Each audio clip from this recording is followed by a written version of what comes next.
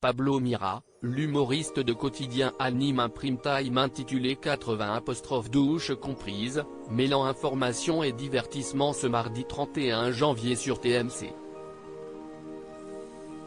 Une première pour l'humoriste.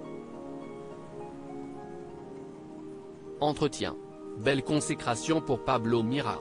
L'humoriste de quotidien orchestre son premier prime time 80 comprises, une déclinaison de sa chronique qu'il anime 3 fois par semaine dans le talk show présenté par Yann Barthès.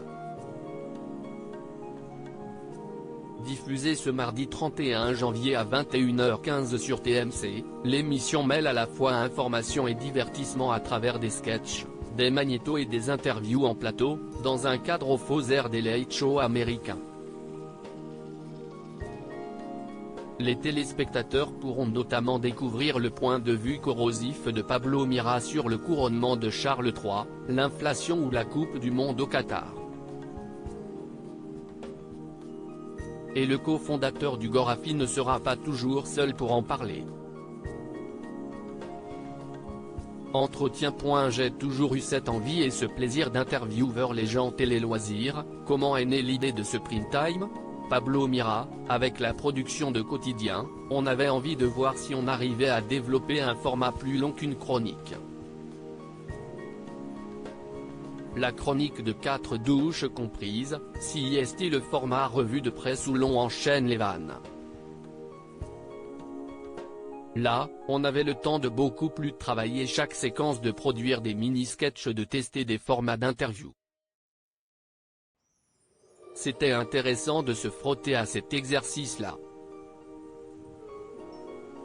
Ce prime vous a permis de renouer avec votre ancien métier de journaliste finalement ?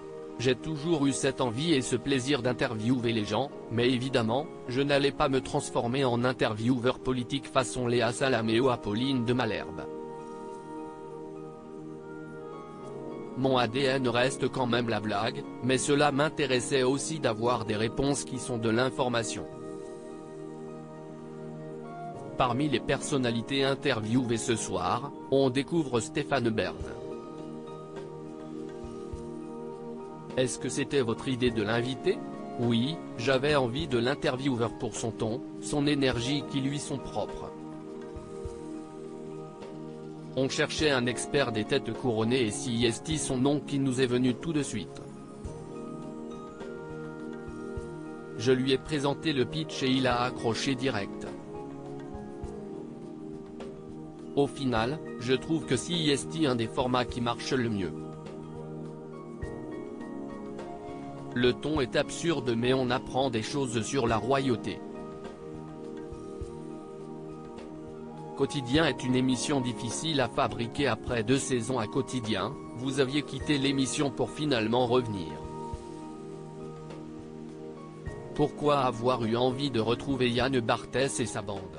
J'avais arrêté parce que j'étais arrivé au bout avec ma chronique des haters et je n'avais pas d'autre idée de concept. Puis plus tard, j'ai créé ce personnage du réac sur scène et dans ma chronique sur France Inter, que le producteur de Quotidien, note de la rédaction, a apprécié. Il m'a proposé de revenir fin 2021 et j'ai accepté parce que je trouvais que ce personnage politique et sociétal était pertinent avec l'année électorale qui arrivait. Est-ce que vous pouvez nous en dire plus sur l'ambiance hors antenne avec Yann Barthès et les autres chroniqueurs ? On est à Stakhanovisteland, rire. On est au bureau ensemble mais les journées sont à flux tendu.